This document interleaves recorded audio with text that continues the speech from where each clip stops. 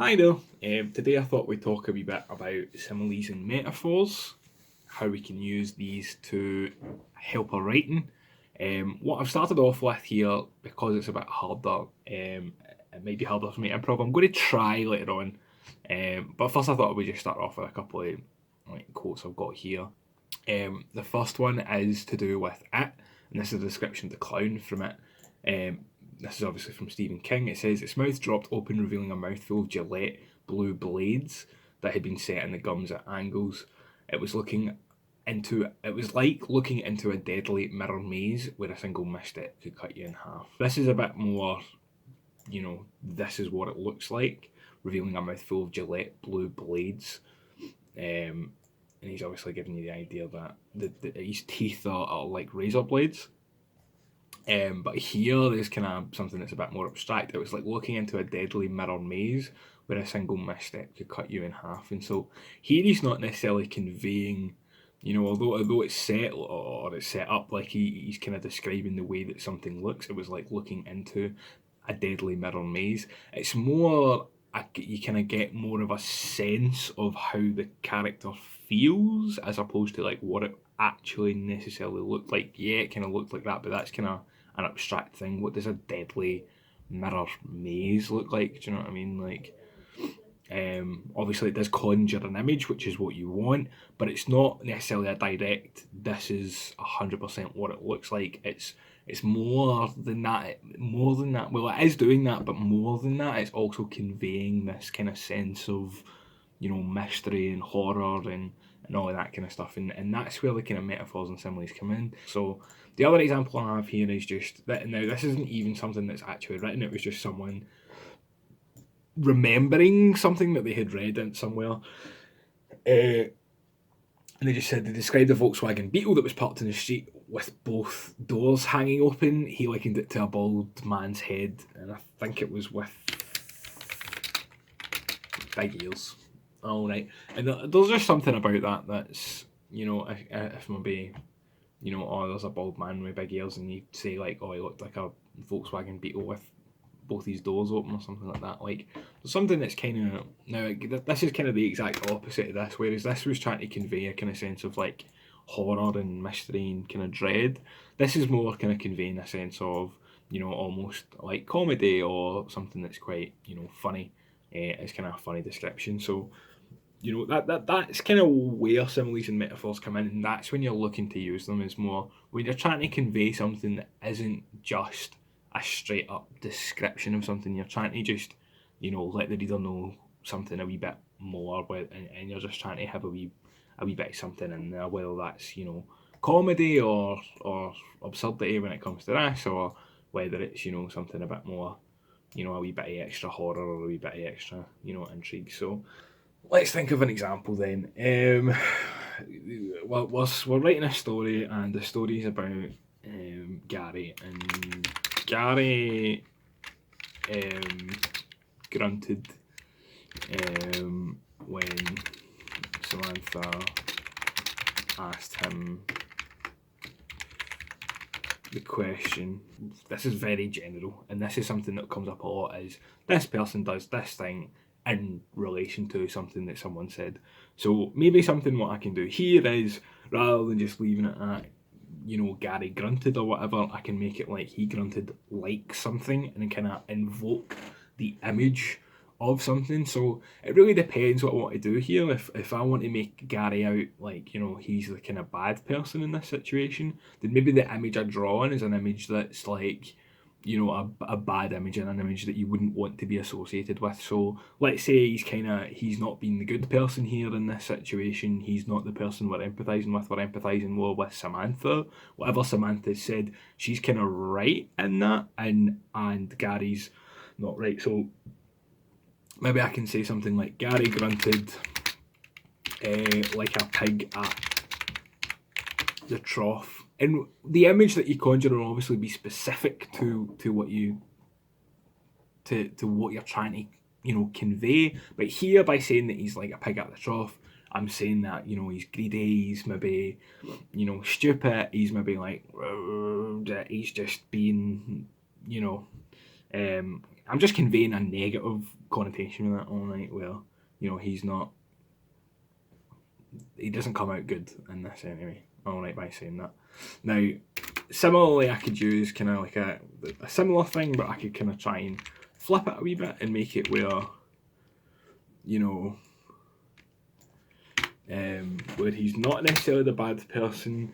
Maybe with this one you say something that's a bit more like general, like, you know, maybe he's an adult but Gary grunted like a petulant teenager. Now that's not necessarily better, but it doesn't conjure the same kind of image as, you know, the pig at the trough, which is something that people can more relate to necessarily, and people don't have as hard a time maybe feeling like, you know, it's a bad thing. We all kind of maybe don't act our age sometimes. That's kind of common. Whereas people don't like to think of themselves as a pig at the trough.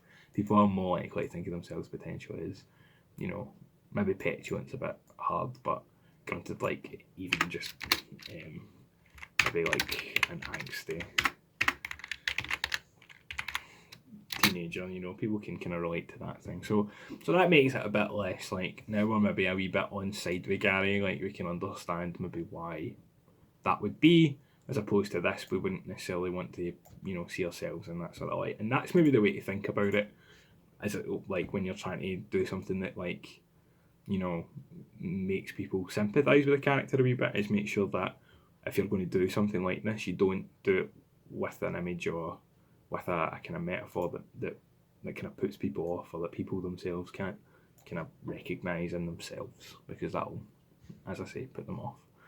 Another thing then, and this is where it gets more specific and where you need to think about it, is like, it's more, I like doing it when I'm describing more abstract kind of concepts, and you're trying to bring an abstract concept into something that's a bit more like something that someone can feel and picture in the moment. Karen sat, and the more she considered it, the more she was put off by the idea. All right. Something like this, and this is a kind of example, you know, I've used before in my writing, is and something that I think of is that, you know, the idea of being put off by something, the more you think about it, blah, blah, blah. It's maybe something like, you know, sitting in a bath and the bath goes cold after a while, and you're kind of just left there sitting in this kind of cold bath here. But these are the kind of things that you need to think of, is like, if you've got maybe like a more abstract idea, how do I make that into something that's a bit more, you know, everyday, something that's a bit more like people can, and something like this, like sitting in a bath and it going cold, like that's something you can feel in your skin, it's something that you can feel with your senses, and that kind of stuff is what, you know, allows a reader to kind of like feel it in the moment. It's something that they've experienced as well, and that they can conjure that. So as well as having like an image there that conjures something, having like a feeling or, you know, something like that attached to it as well, that more lets the reader kind of understand where you're coming from, and kind of get more, you know, into and more immersed in whatever it is that you're trying to convey. Finnegan Allison said goodbye.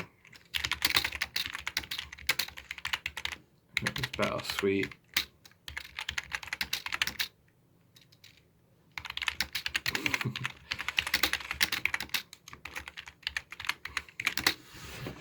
That's something a bit silly. You know, and if I'm going for an emotional moment, I wouldn't necessarily say this, because it's kind of more maybe comedic or something like that. If you're trying to, you know, have a nice emotional moment, then you maybe want to don't say something like this over it.